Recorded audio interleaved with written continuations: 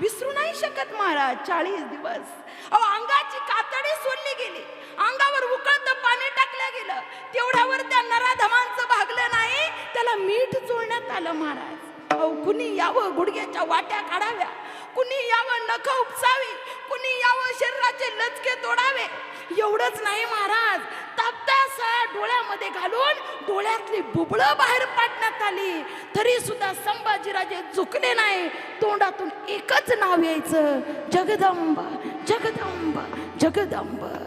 आठवण यायची आऊसाहेबांची, आठवण यायची आबासाहेबांची, पण नाही झुकले महाराज.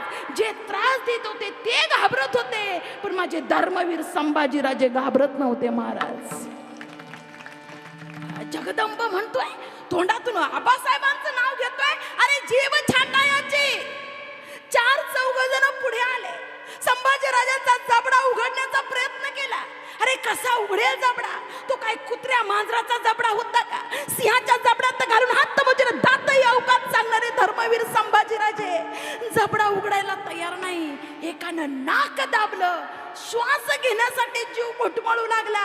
तेवढी संधी साधली आणि जीभ बाहेर काढली, आणि जशी भाजी कापावी तशी जीभ कापून टाकली, आणि तोंडातून फक्त रक्त आणि रक्तच उघडलं महाराज. अरे देश धर्म पर मिटने वाला शेर शिवा का छावा था, महापराक्रमी परम प्रतापी एकही शंभू राजा था, एकही शंभू राजा था.